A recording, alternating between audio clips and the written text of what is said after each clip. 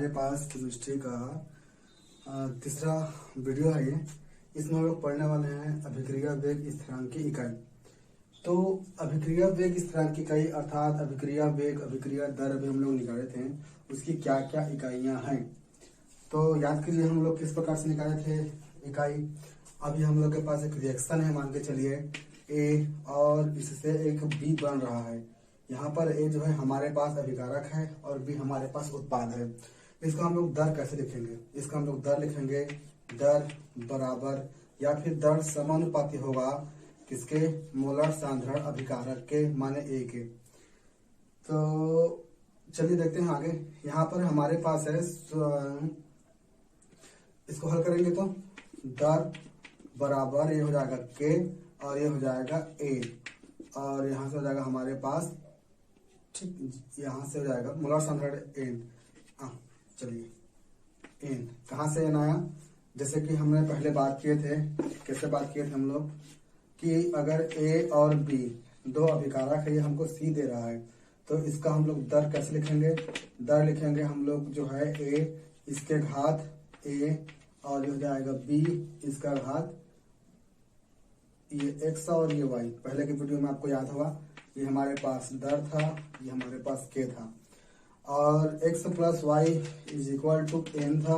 N माने अभिक्रिया की कोटि थी, तो इन सभी घातों को जोड़े हैं तो एन आया है। तो उसी प्रकार से यहाँ पर भी जितने भी अभिकारक हैं इनको घातों को जोड़े हैं और घात को जोड़ के आ गया है एन।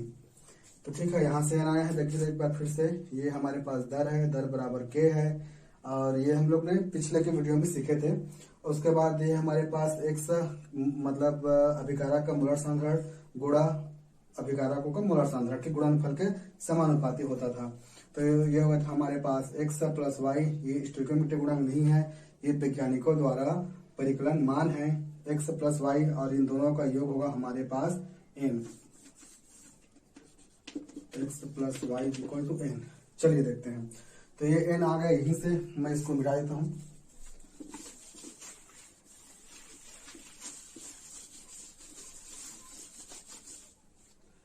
तो अगर हमारे पास मान के चलिए, यहां से हम लोग हल करेंगे, के का मान निकाल लेते हैं। के बराबर के को यहीं पे रख देते हैं, इसको इधर पक्षांतर कर देते हैं, तो हो जाएगा दर बटा ए टू द पावर एन।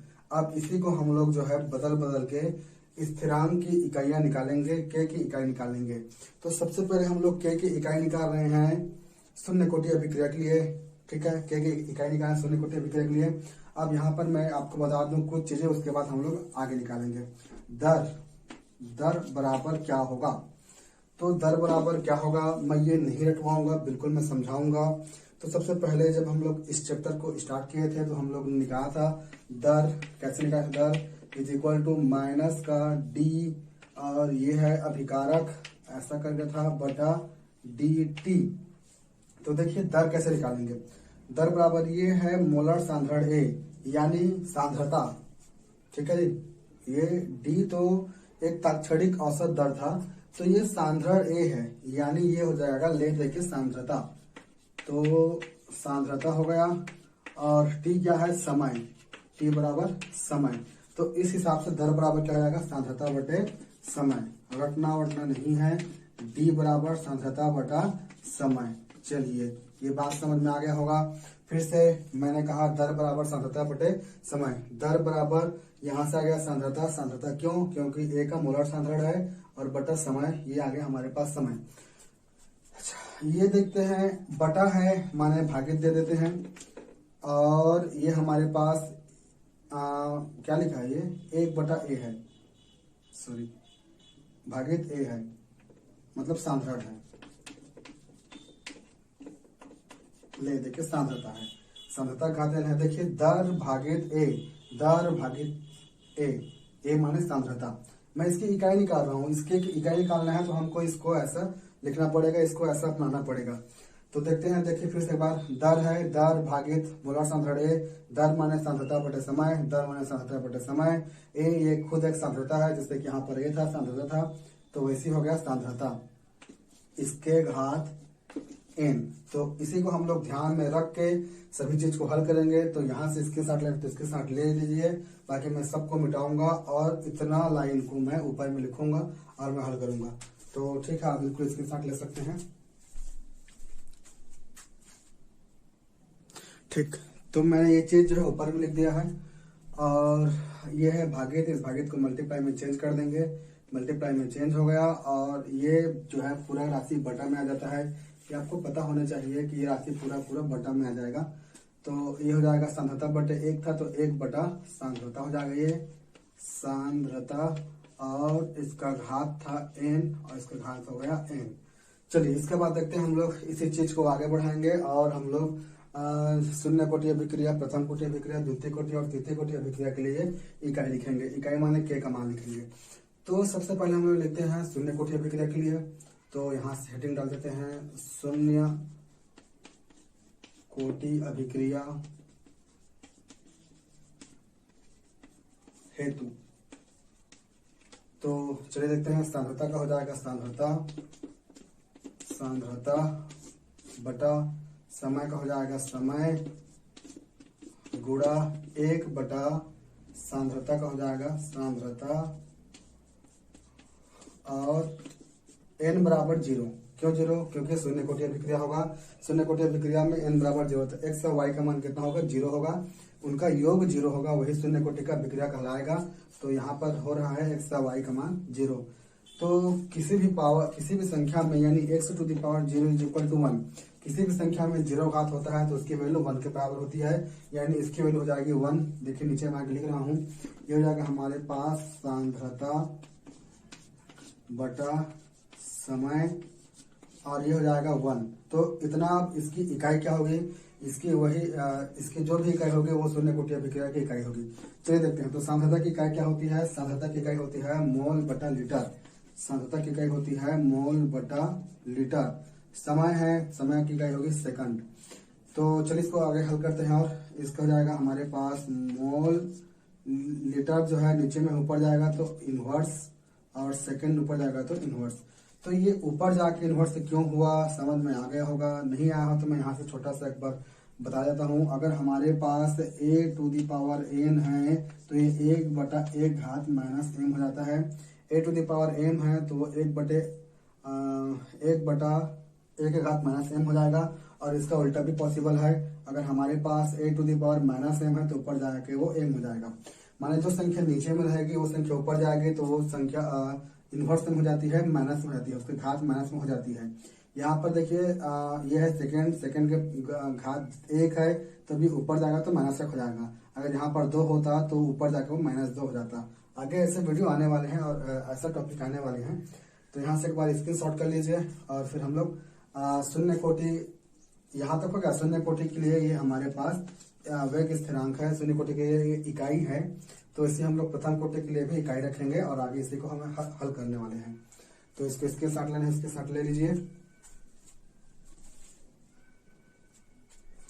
अच्छा, नीचे का कुछ आ नहीं रहा है तो एक बार नीचे को मैं ऐसा कर देता हूँ। चलिए ठीक, हाँ। तो आगे इसको मैं मिटा देता हूँ। अब हम लोग लिखते हैं प्रथम कोटि अभिक्रिया के लिए। तो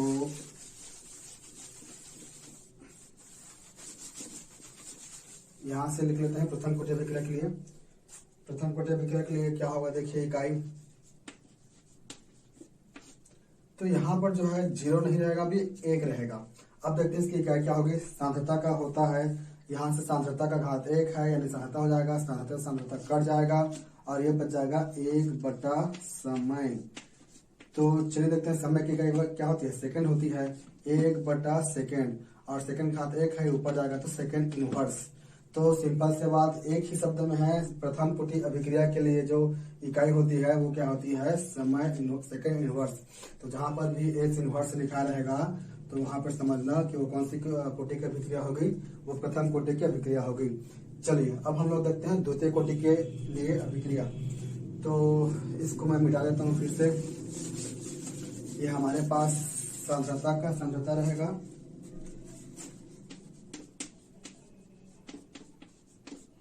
और ये भी सांद्रता नहीं कटेगा और ये देखते हैं इसके द्वितीय कोटि अभिक्रिया के लिए।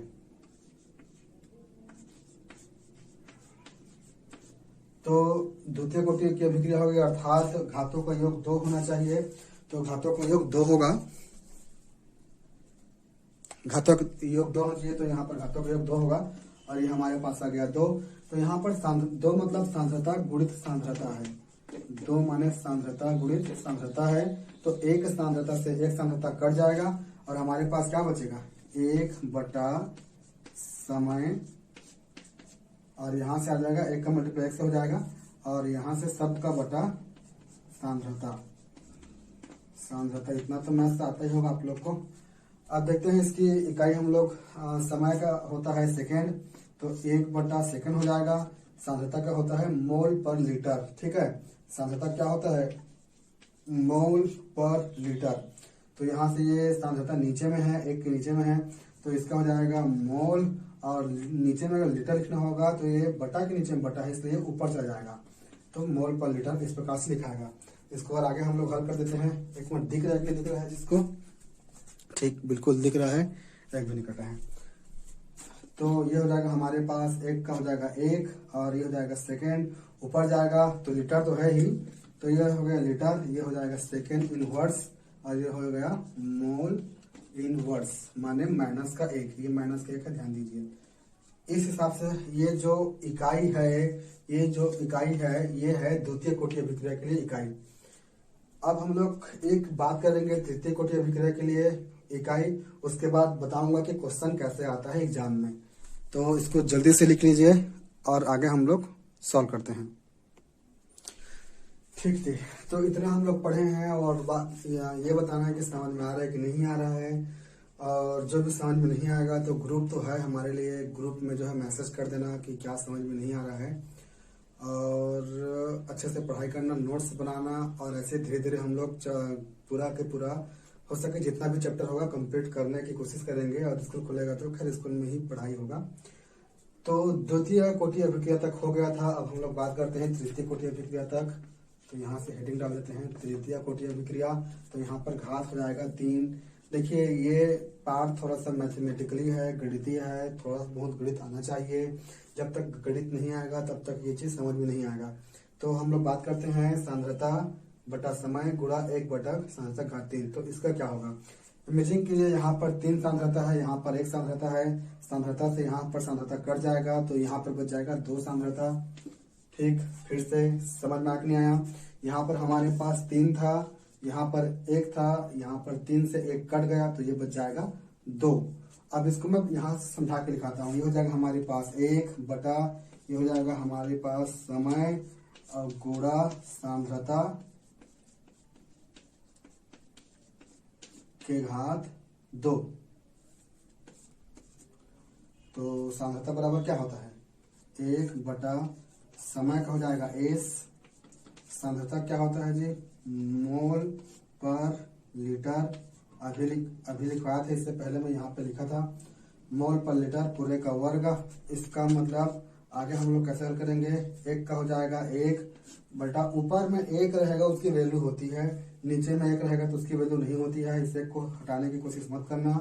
ऊपर में 1 रहता है तो उसकी वैल्यू होती है, नीचे में की कोई वैल्यू नहीं होती है। तो समय का समय यानी सेकंड का सेकंड हो जाएगा, मोल पूरे का वर्ग है, माने मोल का भी वर्ग है, लीटर का भी वर्ग है। तो ये हो जाएगा हमारे पास मोल का वर्ग डिवाइडेड बाय, नीचे में लीटर लिखा है तो ये नीचे वाला हिस्सा ऊपर चला जाएगा क्योंकि बटा के नीचे में है।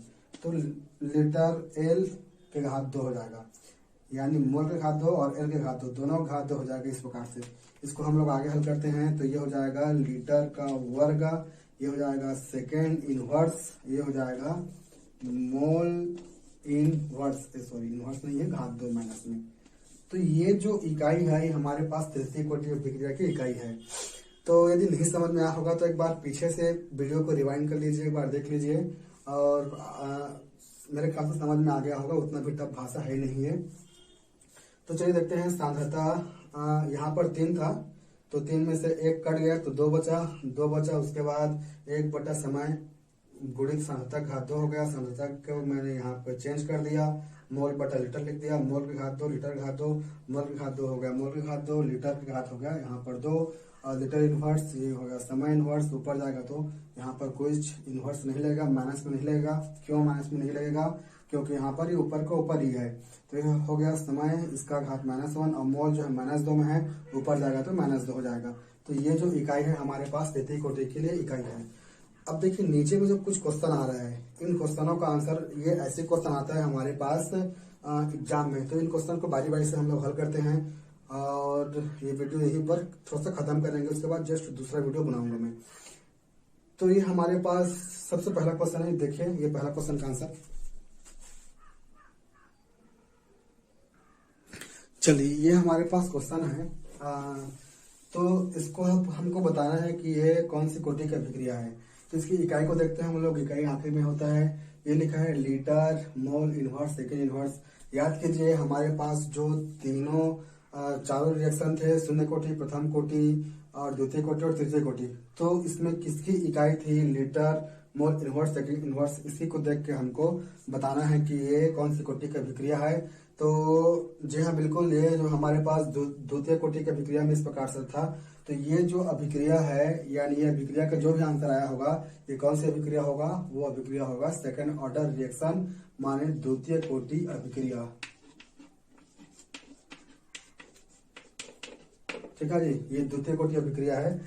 अब उसी प्रकार से एक और क्वेश्चन आपके नीचे में आ रहा होगा, उसको आप लोग होमवर्क करके दीजिए और इसी ग्रुप में दीजिएगा, क्योंकि बस एक क्वेश्चन है, उसके बाद ग्रुप में दीजिए और बात खत्म कीजिए कि आखिर में कौन सी कोटि की अभिक्रिया होगी। अब हम लोग एक दूसरा बात करते हैं, ठीक है, आंसर दीजिएगा। हम लोग दूसरा बात करते हैं कि किस प्रकार से हम लोग अभिक्रिया की कोटि निकालते हैं। एक क्वेश्चन सॉल्व कर रहा हूँ और दूसरा क्वेश्चन को सॉल्व करके बताना है इसी ग्रुप में, ये आप लोग के लिए होमवर्क है।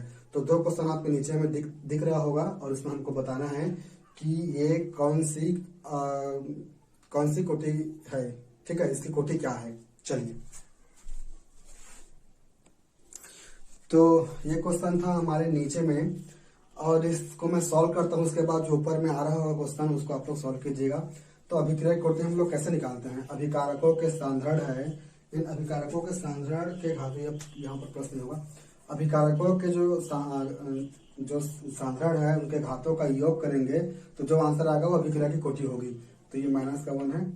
तो चलिए इनके घात के योग हम लोग करते हैं, यानी x + y = n।